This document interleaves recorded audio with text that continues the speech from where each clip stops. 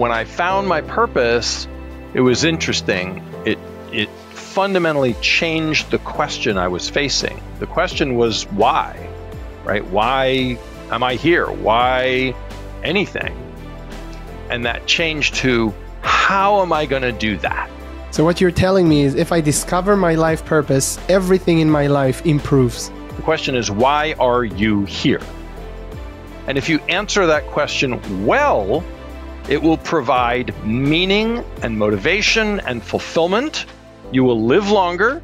You have lower risk of stroke, lower risk of Alzheimer's disease. You'll have better relationships, better sex, and earn more money. Hello and welcome to another podcast episode of The Boundaries of Logic. My name is Kelley and today we have a very special guest. Tim Kelley is the founder and visionary leader of the True Purpose Institute. He works with the top leaders in many fields and countries to redesign and evolve society. Tim has trained over 1,000 consultants, therapists, and coaches in his methods. He's the author of True Purpose and the best-selling co-author of 3 other books. Tim, it's an honor to have you on this show. How are you today? I'm delighted to be here. It's early here, so I'm still waking up just a little bit, but I'm here. Yes, and I'm very happy to have you here. I actually, before we dive into our conversation, I love to share with our listeners how I got to know you and how the incredible manifestation that brought us together for this episode happened. So in the back of my head, for a long time, I have the idea to record an English podcast. And I didn't thought it's going to be you, and you're the first episode in English. And one day, it's a result of my deficiencies in Hebrew. So, yeah, and I was driving. I was on my way to class with one of my mentors, Doron Lipstein, which you also know. Yeah. And while I was driving to my class, I was listening to one of your podcasts, and I said to myself, you know what? It can be so cool to have Tim Kelley on my first English podcast. Maybe I can make this happen. And then I get to class and I asked Doron, and he said, yeah, like, of course, let me connect between you two. And then I was very happy and I know it's going to happen. But then we go back to class. That was on a break. Mm-hmm. We go back to class. We're sitting in class and we have the whiteboard presentation. And right after I said that, Tim Kelley is calling to Doron on a WhatsApp video, and we see your name there. And then, you know, during class, Doron put me on in front of the whole class, which is fine. It was just wasn't the conversation I was expecting. So, yeah. So that was, for me, it was amazing how manifestation works. And when you want to do something and you really believe it's going to happen, and it was so fast. So yeah, that was amazing. And well, you know, on the boundaries of logic question, there's that thing of synchronicity that Carl Jung talked about, which I realized was one of the boundaries of logic. So, if I want to really know Tim Kelley, what are the most important stepping stones in your life that shaped who you are today? Yeah. I often think in terms of formative experiences. Often the negative experiences are the most formative ones. Not always. But I do a lot of work with clients and students on core wounds from childhood. Very negative experiences that help psychologically and emotionally form the person's personality and ego structure. Turns out one of the first and most important ones for me, I didn't realize till much later how important it was when I was about 4 years old. I don't remember exactly how it happened, but I have this memory of my mother dragging me at high speed through crowded Manhattan streets. I grew up in New York City, and thinking, where the hell are we going now? Because she was always doing these errands and stuff. She'd go help out like some family in the Bronx that needed clothing and food and stuff. And then we'd go shopping, we do this, we do that.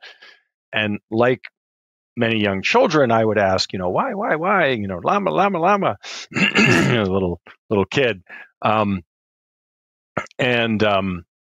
didn't like the answers I was getting. They did not make sense. I was a very logical little 4-year-old, and these answers did not meet my standards. And I figured out that the adults didn't know what they were doing, and that they were making it up as they went along. That's a good thought for a 16-year-old, but a very bad thought for a 4-year-old. And like, oh my God, all these big people who are supposed to have this thing under control do not have it under control at all, thinks this little 4-year-old boy. Yeah. And this was a disaster. And I took it rather than saying, like, my mother doesn't know what she's doing, I was like, none of them know what they're doing. They're all imposters. At a 4-year-old, you already notice that no one knows what they're doing. Right. I mean, they do a little bit some of the time, but like in terms of having a real plan, they're making it up as they go along. And to me, I can't remember all the details of the thoughts, but I can remember the emotions associated with it. And the feeling I got was that the world was defective, that this was an intolerable problem that had to be solved. And what made it worse was nobody else seemed to notice or mind except for me. You have to picture this panicked little 4-year-old saying, but no one knows why they're doing anything. And everyone's saying, no, it's okay, kid. Don't worry about it. It'll be fine. I'm like, no, it's not going to be fine. And the reason I later realized how important that incident was because that set up a psychological need for purpose. And not just for a purpose for me, a purpose for everyone and everything. And it created this young psychological part in my psyche who was determined to fix this problem and had no idea how. And basically just bided his time, stayed in my unconscious, and hung out waiting for his opportunity, which came when I was 41 and had this revelatory experience of realizing how to find the purpose of anyone and anything. In this spontaneous moment, what's now called the true purpose process just sort of came to me in response to me answering a question about my dreams and visions in a workshop. And just the whole method kind of spontaneously showed up, along with the mission to transform business from a profit-driven activity to a purpose-driven activity. Came to me at roughly the same time. And I realized, oh, wow, now I have this technique for finding people's purpose. And it turns out it could be used for companies or countries or anything else, too. We've used it for lots of stuff. And now that young part that got created when I was 4 was like, aha! And now he pounces and he's like, okay, now we're going to go find the purpose of everything.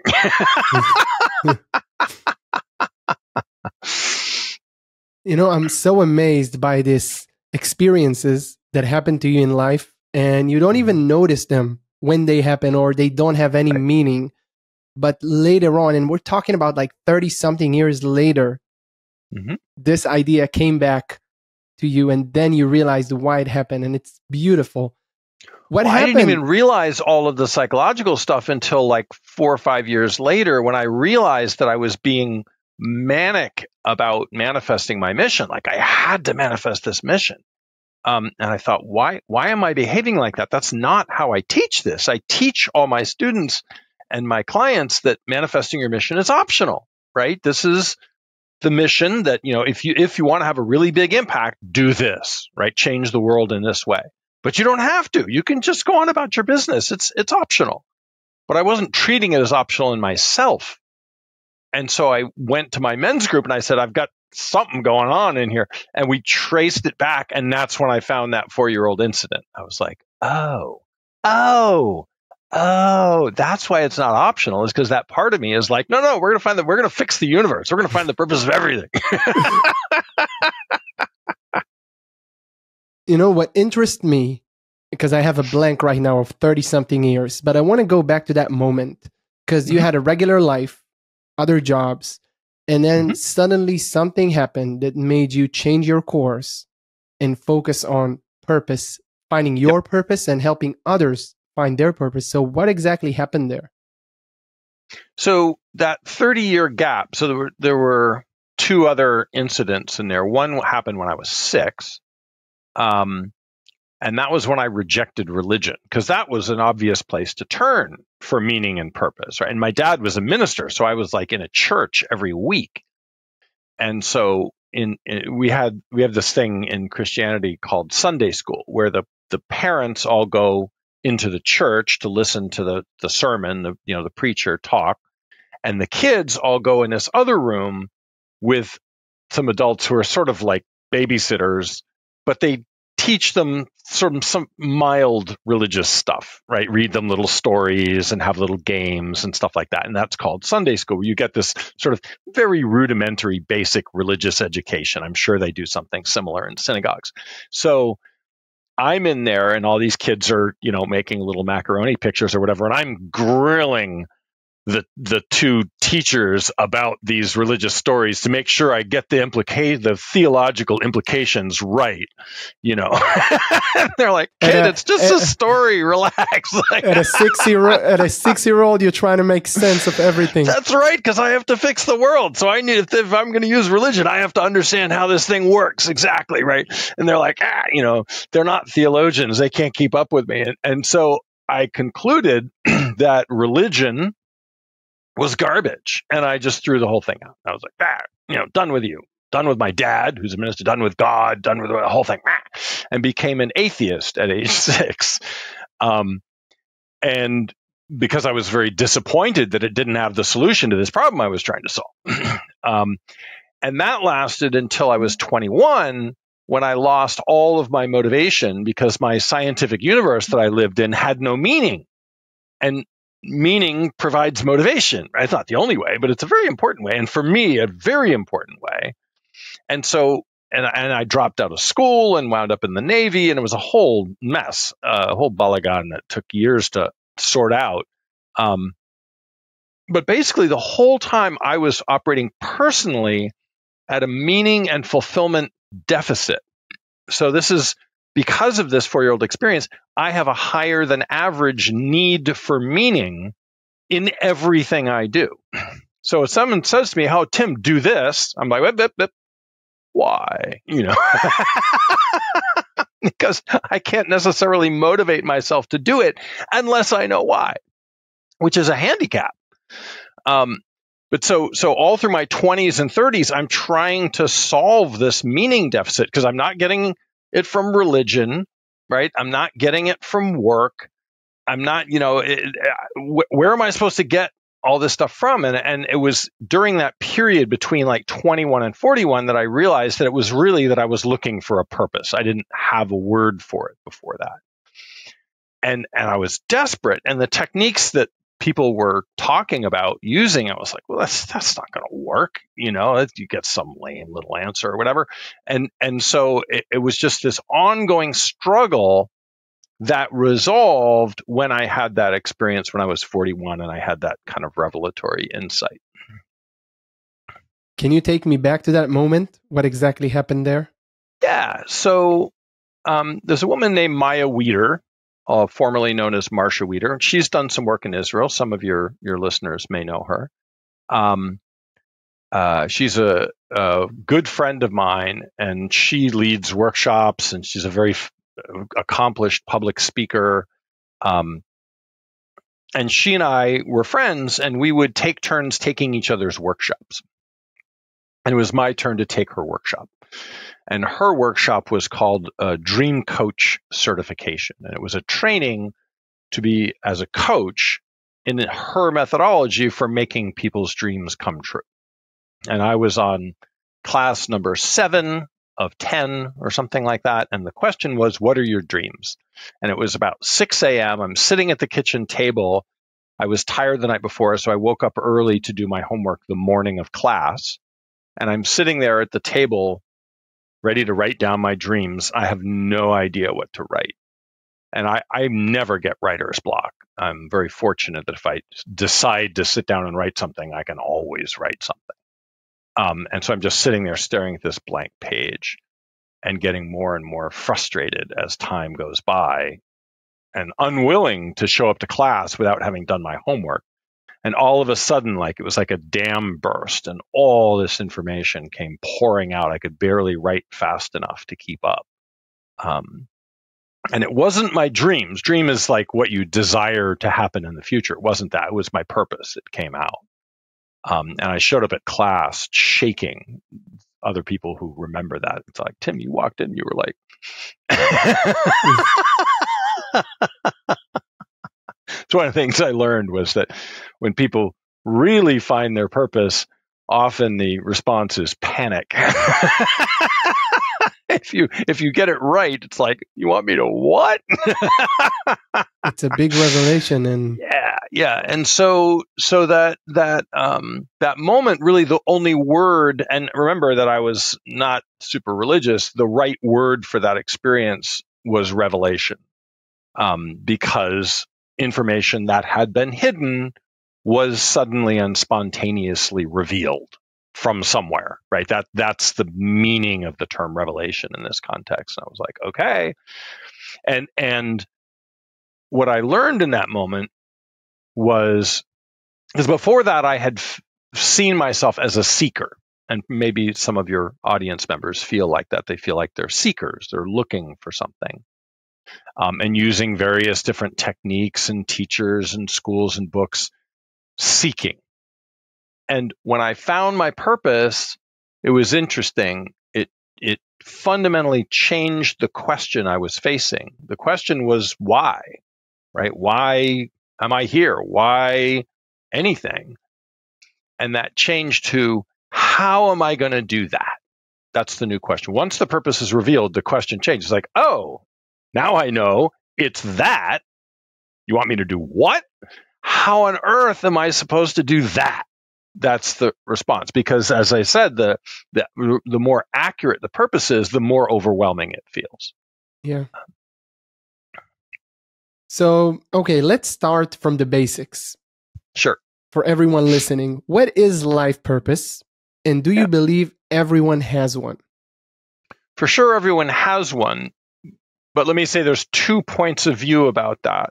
Some people believe that a purpose is innate. It's already there. I may not know what it is, but it's part of me.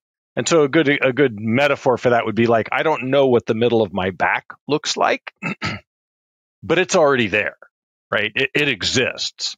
And so if I set up enough mirrors or something, then I can have a good look at the middle of my back, and now I know. But it was already there before I saw it. Does that make sense? So that's a feature.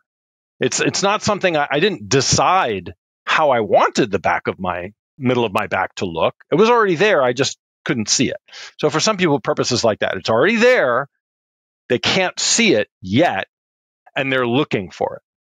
There's other people who believe that purpose is a choice, like me being a math major. That was a decision. That wasn't something that happened to me. I had to fill out a form and check the little math box in order to become a math major. And so some people are like, no, a purpose is like that. You choose a purpose. But either way, everyone at least has the possibility of having a purpose, whether it's already there and you find it, or you decide to choose one. Either way, it's available to everyone. The problem is it's hard to know what the purpose is that's already there, and it's hard to choose a really good one. It's hard to know which one to pick. So even though it's available to everyone, it's not easy. And let me answer your question. What do we mean by life purpose? I would say life purpose is the answer to the question, why are you here? Why do you exist at all as a human, as an individual human being? We could look at the purpose of a company or a country or other things, but talking about a person, the question is, why are you here? And if you answer that question well, it will provide meaning and motivation and fulfillment. You will live longer. You have lower risk of stroke, lower risk of Alzheimer's disease. You'll have better relationships, better sex, and earn more money. So what you're telling me is if I discover my life purpose, everything in my life improves, all aspects. Can improve. Now, you may choose to do nothing with it, in which case things won't improve. It's sort of like if I buy great vitamins and leave them in the bottle, I'm not healthier as a result. So you have to do something with the purpose to get the benefit of it. You have to take the vitamin. Right? Yeah. So if you know what your purpose is, that will provide you a brief experience of inspiration. But brief, like anywhere from several hours to several weeks. If you want the benefit of it, you have to take the vitamin out of the bottle and put it in your mouth and swallow it. And the way you do that is you take some action based on the purpose. You make some decision based on the purpose. And then you do it again, and then you do it again, and then you do it again, and then you do it again. And the more you do it, the more meaning and fulfillment your life will have. Now, there's one important caveat here, which is when you're doing something based on your purpose, it's not guaranteed to succeed. Some people get confused about this. They think, oh, well, if I'm manifesting my purpose, of course it will work. No, not necessarily. You could do it badly, and then it won't work. Right? You can make stupid decisions using your purpose and get bad results. It's not a guarantee of success. It can improve the odds of success, but it doesn't guarantee success. So you still have to use good judgment, right? So if you're launching a business based on your purpose, you still have to have a good business model and find customers and hire good people, right? It's no guarantee of success, but the odds of success go up. And part of the reason the odds of success go up is that people care about their purpose. And so they'll care more about whatever they create using their purpose, be more devoted to it, more intense about it, more energetic and more motivated about it. And therefore, it's more likely to succeed. You know, I can really relate to what you just said, because when I discovered my purpose, and by the way, we have it's funny because I'm looking at your story and your life story and experiences, and I find a lot of similarity. My life purpose is to help people discover their purpose and fulfill it. And this is why, I got attracted to you, automatically. So when I discover it, I remember, the date and the time. That was when I had a coaching session with a person. And then we kind of discovered his purpose, and he was shocked. He was amazed. And I wasn't even planning to do it. That was not my goal, to help him find his purpose. But then at that moment, when he was so happy and so shocked, that he told me it was always here. Like I knew it's here. I just didn't. Right. I didn't know. Like the middle of my back, right? It's there already. I just couldn't see it yet. Yeah. And for me, I had butterflies in my stomach, like feeling, okay, I know now what I need to do. Like, this is my mission. Right. And I can tell you that since I'm doing it, like fulfilling my purpose, I'm feeling all the things you've mentioned before, like everything improves. But it's not just that, I had a lot of goals to be rich, to make a lot of money. And that was like, a first priority a lot of times in my life. But then when I discovered the purpose, which was already there, like I did it since I was young, helping people find their purpose. I just didn't have the name for it. Right. But now I know my focus, and all the other things like money, success, fame, whatever it is, they kind of go down in priority. They're less important. Of course, everyone wants to succeed. They want to make money, but fulfilling the purpose and helping others is now the first priority. That's right. And you articulated it well. So the earning lots of money was a goal. Helping people find their purpose was a purpose. And so earning money is a fine goal. It's an excellent goal, but it's not a great answer to the question, why am I here? Right? It's for most people, earning lots of money doesn't provide a lot of fulfillment. It does provide other things like cool cars and stuff like that. The ability to influence people and events through philanthropy or donating political campaigns. It's all sorts of things that come from having lots of money. But meaning and fulfillment is difficult to achieve just with money. Does everyone have one unchanging purpose in life, or does it change as we grow? How do you help people find their purpose, whether it may be? So is it one purpose or is it an evolving purpose? Similar to, is the purpose already there or do I have to choose it? There's two belief systems on this. And when I say there's two belief systems about these things, I've usually held both of those beliefs at different times. So on this one, the one belief is I have one purpose. I incarnated in this lifetime. My soul has a purpose for me for this time, and that's it. And it doesn't change. It may not even change in the next lifetime if someone believes in reincarnation. So that's one point of view. The other point of view is, well, everything evolves, right? I'm changing, I'm growing, I'm evolving. The circumstances are changing. Of course, my purpose evolves. Those are both perfectly reasonable positions to take, in my judgment, right? And it's pretty hard to prove one correct and the other incorrect. I'm not quite sure how one would go about proving that it's always this way in 100% of cases. That would be difficult to do. What the way I deal with this and most questions of belief is I say, hey, whichever one you believe, that's fine. Stick with your beliefs. Don't let other people distract you by telling you you're wrong. What seems to be true at a practical level is purpose statements evolve. So if I say, well, my purpose is to help people find their purpose, 5 years from now, that statement may not provide the same degree of motivation it did the day I found it. And I may need to alter or change or update the statement so that I get that powerful motivation that I am looking for and used to get. Is that because the purpose evolved? Or is that because the purpose stayed the same, but my wording of it improved? I don't know. Depends on what you believe. But either way, there's a maintenance activity you have to do of updating purpose statements every couple of years. So from what I understand from you, different people have different beliefs on their purpose. Some people believe it changes. Some people believe they're born with it. Some people believe they get it from life experiences throughout life. But your approach is saying some people believe that it was God-given. Some people believe that it's their own personal choice. So from your approach, it doesn't matter. Like if you coach someone, they come with their belief and then you guide them with their belief. I ask them the same questions you've been asking me, which are great questions and show that you really know what you're doing around purpose, that you know to ask these questions. I ask them these same questions and I take notes in my little Word document for that file saying, okay, this guy believes he's a Christian and he believes that God made him with this purpose and that it doesn't change. Okay, good.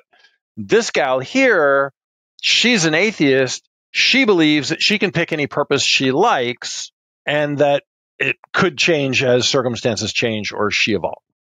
Great. I can work with that. I can operate inside that belief frame. The issue that some coaches, people in your position or my position, run into when they're working with clients is I might have a point of view about that, right? The client believes that the purpose is a choice, and I believe it's inherent and that you find it. Well, the wrong thing to do is for me to get in an argument with the client and try to convince them that I'm right and they're wrong, right? That's not going to lead anywhere productive. That's not a good use of the client's time. They shouldn't be paying me to try to convince them that they're wrong. So my job is to set my own beliefs aside and focus on theirs, because they're going to find their purpose faster if I do the purpose discovery process inside their belief system than if I take the additional unnecessary step of trying to convince them that they're wrong and change their beliefs first before we start looking for the purpose. So I've noticed that connecting with purpose, and we've talked about this before, often leads to remarkable shifts in people's lives. Mm-hmm. Have you encountered anyone who found their calling in a way that completely surprised them? I'd love to hear a story that you can share with us.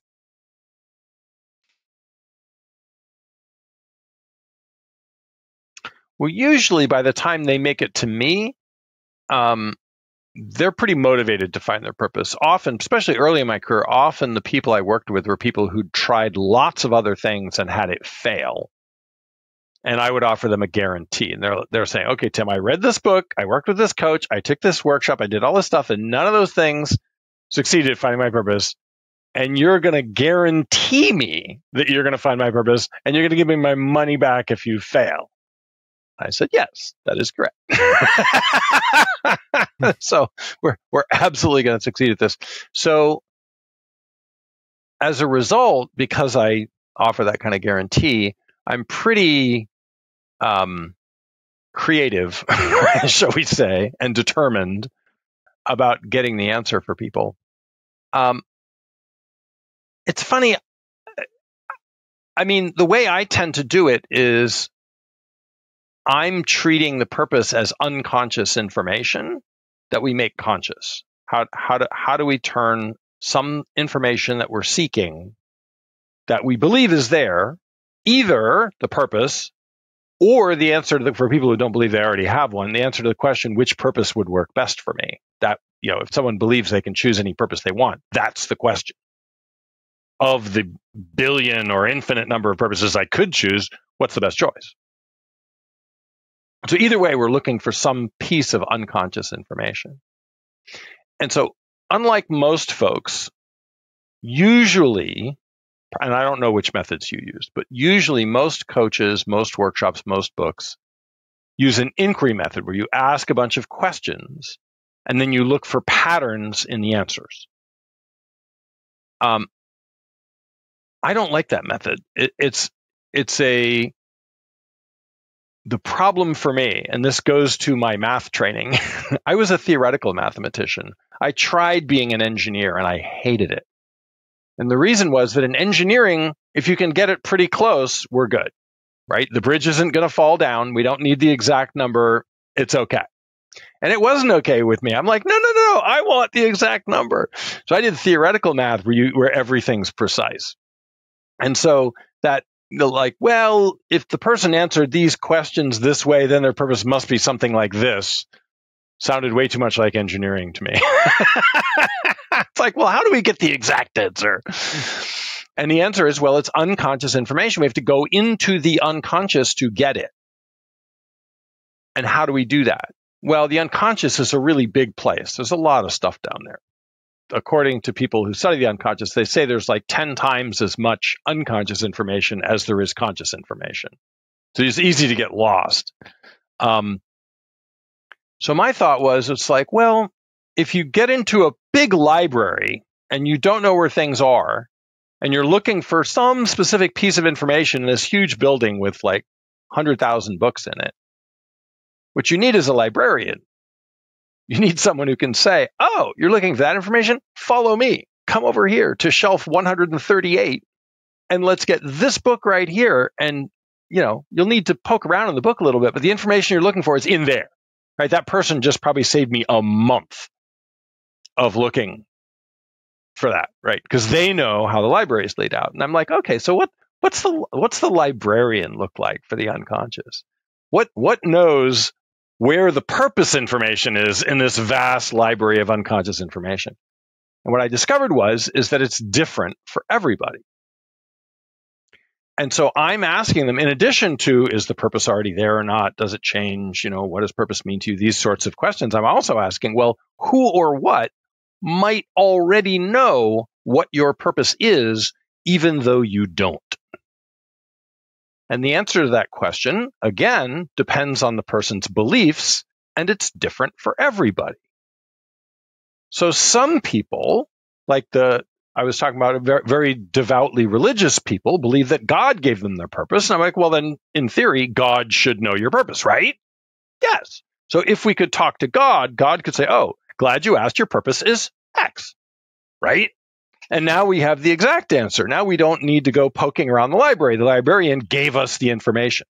Well, but here's this other client who doesn't believe in God. Well, that's not going to work, right? We can't ask God her purpose because she's an atheist. So what does her librarian look like? Oh, for her, it's her higher self, some internal part that knows more about her life and her path and her unconscious than her conscious mind does. If you could talk to your higher self, would it be able to tell you your purpose? Yeah. Okay, good. Let's go do that. So that's another set of questions I ask, is trying to figure out within the person's belief system. And it seems like nearly everybody has something that fits the bill. For some people, it's internal. For some people, it's external. For some people, it's spiritual. Some it's religious. Some it's psychological. But it's always pretty much possible to define something that can perform that librarian function and find the exact purpose information from this huge pile of unconscious stuff and present it to the person's conscious mind.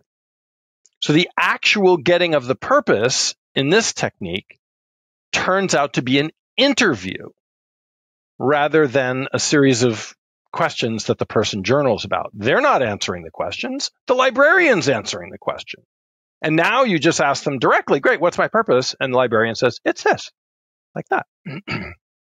Okay, so now, I bring this up because pretty much everybody is surprised. You asked how is it surprising for people? Pretty much everyone is surprised by this method. And everyone is surprised by their purpose, although, like you said, often they're initially surprised by it, and then they go, oh, wait a minute, that makes sense. That must have been true all along. I can see how I was doing that when I was 5, right?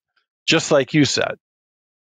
Yeah, so it's beautiful. And to clarify for our listeners, I want to first organize it in a way that they can understand, because we're talking a lot of things that, from your method, people who doesn't know your method maybe doesn't understand what we're talking about. So in the way that you help people find their purpose, there are 2 methods, the indirect method and the direct method, which is right. The first one is the life experiences and whatever. Right. What do I already know about my purpose based on my life? Yeah, and usually it's not very accurate. And from your experience, it's not the accurate way to find your exact purpose. So it gets very close, and it's also very quick. That kind of method, you can get a purpose in an hour or 2. And from the engineering standpoint, that's really good, right? If you can get an approximate purpose in an hour or 2, that's a huge win. And for most people, that's enough purpose for them. And that was very important for me to realize when I figured out how this works, that most people don't need a super precise, accurate purpose. They're perfectly fine with an approximate one.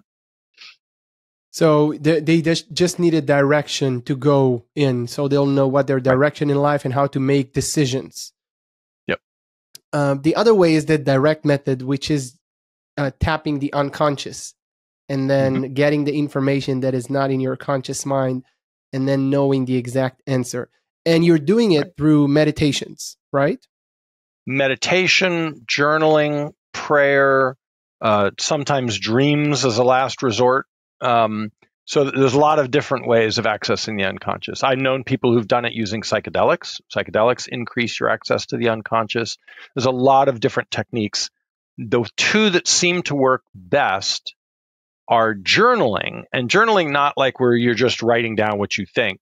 You're actually writing out a conversation with something that knows your purpose, and you're writing both sides of the conversation. So it looks like an SMS chat.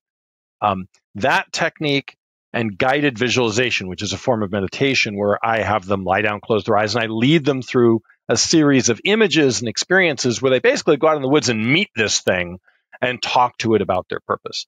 Those 2 methods have about an 80% success rate if we've prepared for them properly. All the other methods have lower success rates. Thanks to my mentor, Doron Lipstein, I had the opportunity to experience one of your exercises in class, find our being energy. And it was so powerful. I enjoyed that so much. And I really love how it helped me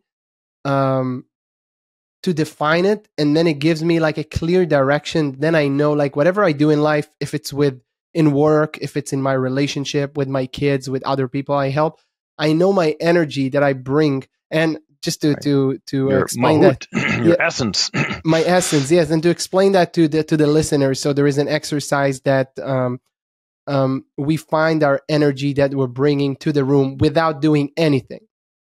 Like, if we're not talking, we're not doing any practice, we're just sitting there. What is our energy? And when you understand that, you know, what do you bring to every place that you go? And then it kind of give you a direction on how to make choices and decision in life.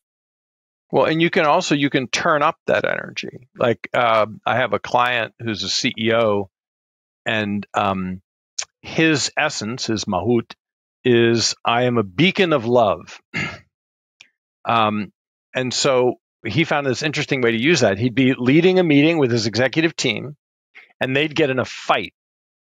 And he would sit back and close his eyes for a second and say, I am a beacon of love, and imagine radiating love at the executive team, and the fight would stop. You know, I had the same experience, not with my energy, but with my kids. There was one evening that I showered my daughter, and I have small children. And I was so tired, no energy. And we were, fighting there. She doesn't want to go out. I want to go to sleep. And then I just stopped for a second, and I sat on the toilet, and I just meditate. I breathe for a few seconds, and I imagine how I release, like you said, like all the bad energy. And then it stopped, and she stopped like in a second. So I can really relate to that story. Yeah, being states have a huge effect. One of my mentors, this guy, Keith Marin, wrote a book about consulting. And one of the things he says in the book is that consulting is half skill and technique and half your state of being. For all the people listening to us and want to find their purpose, what do you recommend? Where do you recommend to start and looking for their purpose? Well, they should hire you, right? Well, seriously. I hope so. But let's say someone is listening to us and they want to start exploring it by themselves at home. Sure. What are the exercises and tips that you recommend them to do to start and finding a direction in their life purpose? It's actually something that's very difficult to do alone. I wish that weren't the case. I mean, I struggled doing it alone for a very long time. It's a little like doing brain surgery on yourself, right? Even if you were like the world's top brain surgeon, it's probably not a good idea for you to do it on yourself. It's probably best to get the second best brain surgeon to do your brain surgery than to try to do it yourself. The problem is that, well, there's a couple issues. One is that purpose is fundamentally a why question. Why am I here? And the brain does very poorly with why questions. In neurolinguistic programming, NLP, they train the practitioners, never ask your clients why questions, because it has such a negative effect on the brain. So as soon as someone starts thinking about what is my purpose, effectively asking, why am I here? The brain starts to malfunction. So it's important to know that, because people think they're doing something wrong. And it's like, no, you're not doing anything wrong. That's why people use those inquiry methods where they ask a bunch of other not why questions, like what would you do if you had a year to live? Or what would you do if you won the lottery? Which are not why questions, and they're not exactly purpose questions, but they're close, right? So that's why those indirect inquiry methods work, is because they're turning a why question into a bunch of not why questions to help their brain be able to come up with relevant information without locking up and shutting down. So first, most important is don't be upset at yourself for not knowing the answer. The second thing is don't be upset at yourself for not knowing how to do it. I don't know why this is, but people have an imagination that they should know how to find their purpose. They don't have an imagination that they should know how to fly a plane or do brain surgery or play the piano. Right? If they sit down and bang the keys on the piano and bad music comes out, most people aren't shocked. They're like, well, I don't know how to play the piano. I would have to take lessons, right? And then better sounding noises would come out. Yeah. So in the same way, you have to learn how. That's why I'm saying they should hire you. I'm saying that seriously, Don. It's not a joke. Is because sitting at home by yourself trying to find your purpose is likely to be a very frustrating experience. Now, in theory, you could sit down and write about what you'd do if you had a year to live, what you'd do if you won the lottery, the 5 most fulfilling, passionate experiences you've had in your life, and journal at length about all those things and look for the patterns. The problem is that you're not going to have as easy time finding the patterns as someone else will, because the purpose is like the water you swim in, so it's hard to see. So if you showed that journaling to a friend and said, okay, name every pattern you can see in this text that I wrote here, they'll have a better chance of finding it than you will. But honestly, all of that is likely to be only partially satisfying and fulfilling. And because this is an exercise best done with someone who knows what they're doing and likely to produce suboptimal results if you try to do it on your own. Yeah, I can relate to that, and it can be frustrating and it's not easy. And even though I help people, but I do recommend it, even if it's not me or someone else, like you're taking a coach or you're taking an expert in anything you do. This is your life purpose. This is like the most important thing in your life. For me, like this is the way I see it. I don't try to fix my own furnace in my house, right? If something goes wrong with my furnace, I hire someone. Yeah. So your purpose, I wonder, how do you define it today comparing to if you go back where you were 41? Yeah. So I'm going to use the mission. Like we talked about the essence, and there's other aspects of purpose.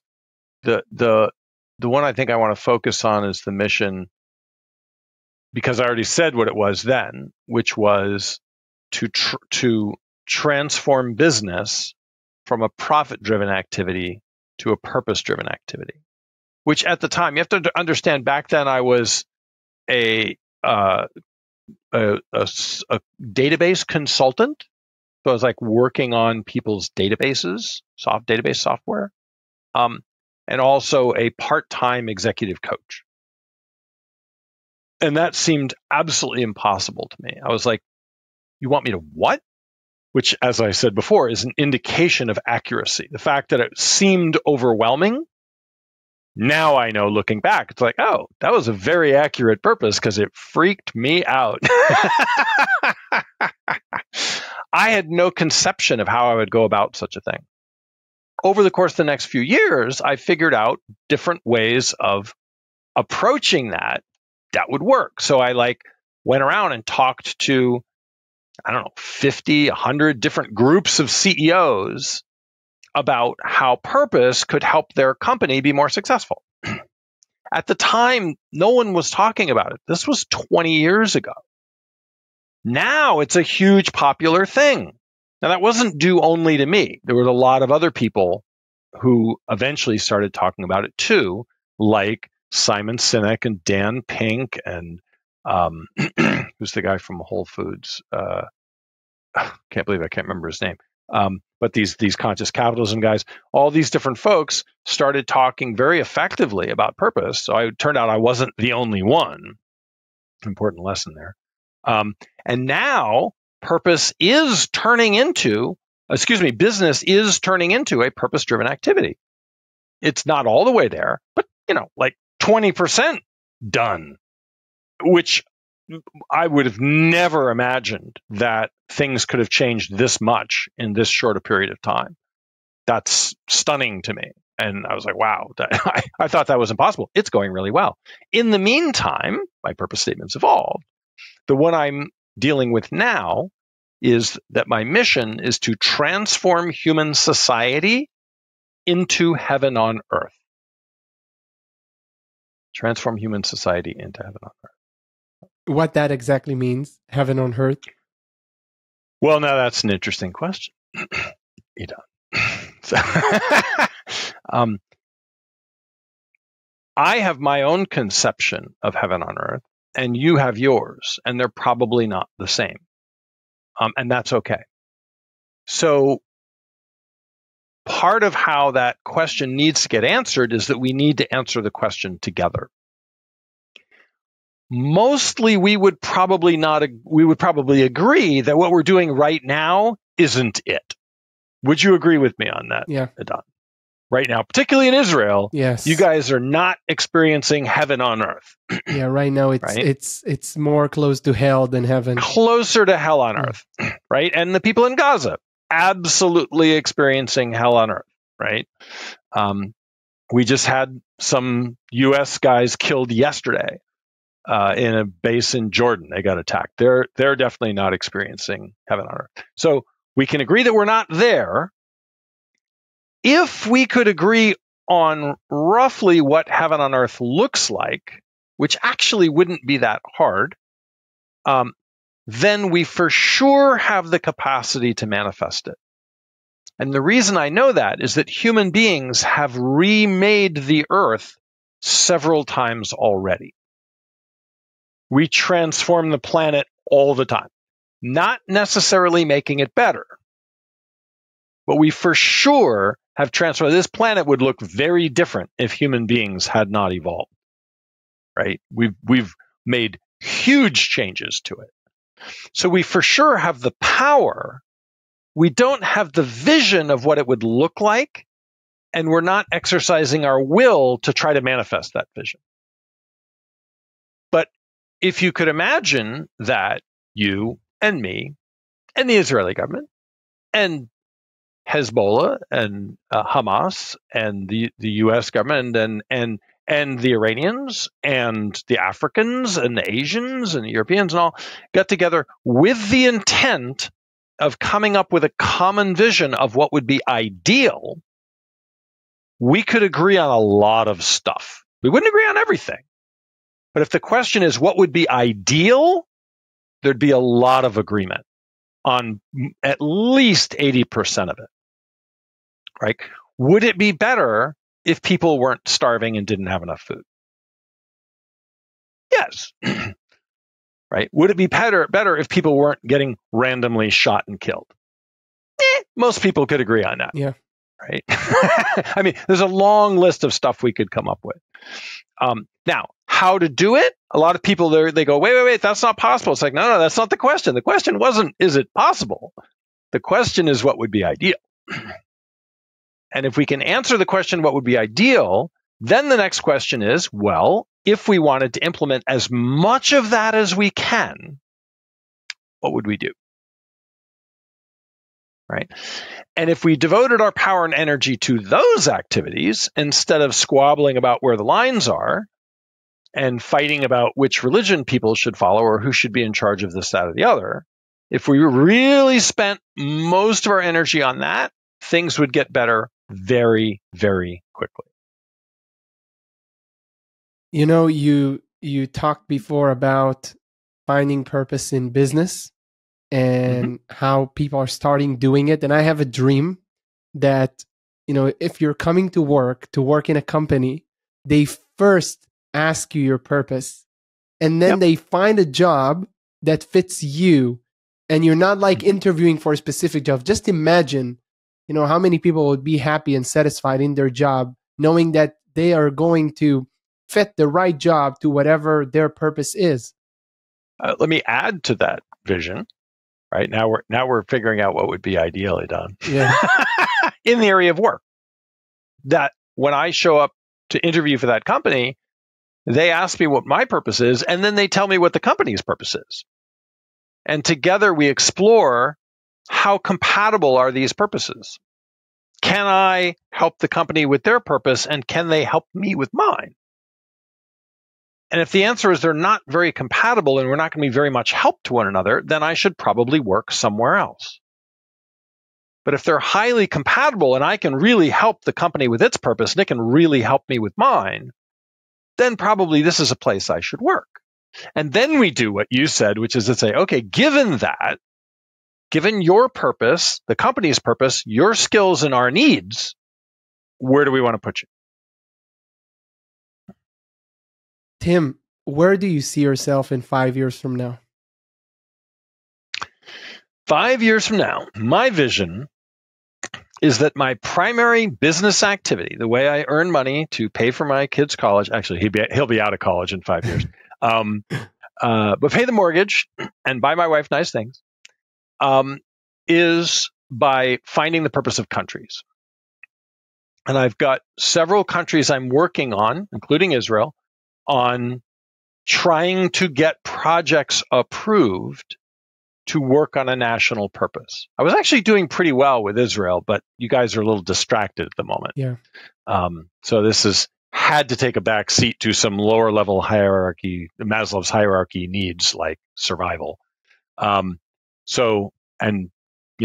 That's correct logic, right? Let's make sure we don't get killed first, and then we'll find our purpose, right? Because if we're dead, we don't need to know what it is. That's the right order of operations. But when this balagan with Hamas winds down, right, and there are at least fewer bullets flying, and people do a post-mortem to ask, how did this happen? What do we need to do about it? One of the topics that's going to come up really strongly, and it's going to come up inside Israel. Biden's going to be talking about it too, and Tony Blinken, they're going to be saying, okay, what now? And nobody has a very good answer to that question, right? How do we arrange things in such a way that this doesn't happen again?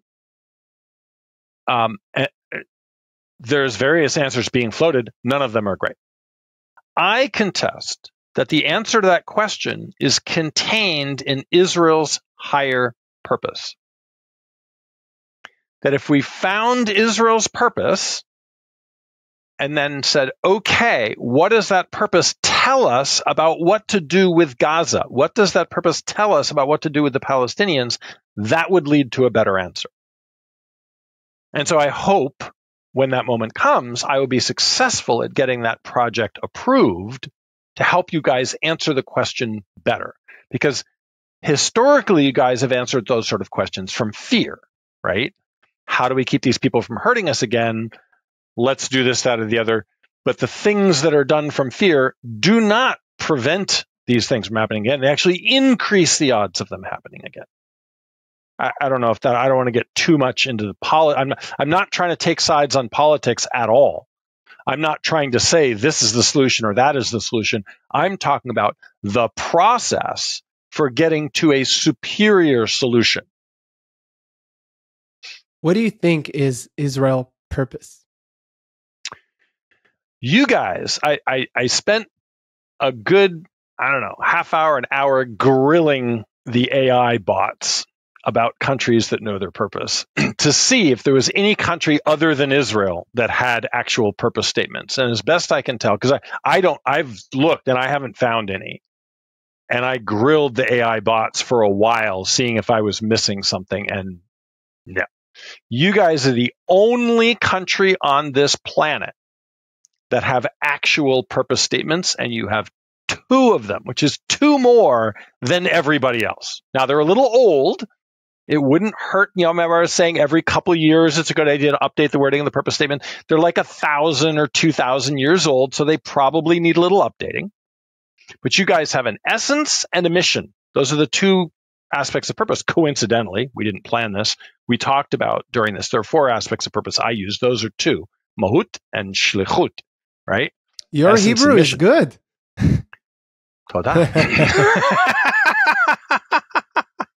When I'm talking about purpose, I can talk lots of different languages. So the essence, the mahut of Israel is or lagoim, right? Light to the goyim. And that's a state of being. That's not an activity, right? You guys just sit there and shine. Right? And often Israelis ask me, well, why do you guys care? This tiny little country, why does everyone care about us? Why? We're the goyim. You're the light.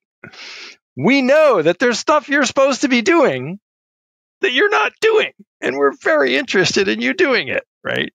So, or lagoyim, that's the essence. And then the shlichut, the mission, is tikkun olam, to fix the world. So your mission as a country, should you choose to accept it, because remember, mission is optional, is to fix the world. Well, thus far, you've mostly declined this mission. You've done it a little bit, right? You guys create some very innovative, cool stuff that helps other people in other countries. But mostly you guys, remember we said before about when people find the purpose and it's accurate, it's overwhelming. It's like, you want me to what? Right? Here we are, just a few million Jews on this little thing of land here, and you want us to do what? And the answer is yes. Yes, we do. The rest of the world is waiting for you guys to fix the world. And I believe that, like, my mission of transforming human society into heaven on earth is highly dependent on Israel fulfilling its purpose. Which is why I, this goy from Berkeley, am very interested in Israel updating, fulfilling, and manifesting its purpose, because I think that's the fastest way to get all of humanity to heaven on earth. Now, when I talk to Israelis and other Jews about this, there's a lot of this. Like, don't put that on us, right? Which is a reasonable, rational response to someone feeling overwhelmed by the scope of their purpose. It's a lot. And I'm like, yeah, it is. It is. And you don't have to do anything about it if you don't want to. It's just going to be a tragedy for you and the rest of the world if you guys don't fulfill on that purpose. An enormous missed opportunity at best, a horrifying balagan at worst. I could just sit here and talk to you for hours, Tim. But before we say goodbye, I want to express my deepest gratitude for joining me on this journey. Your openness and honesty have been truly valuable. Thank you so much. My pleasure. Toda rabba.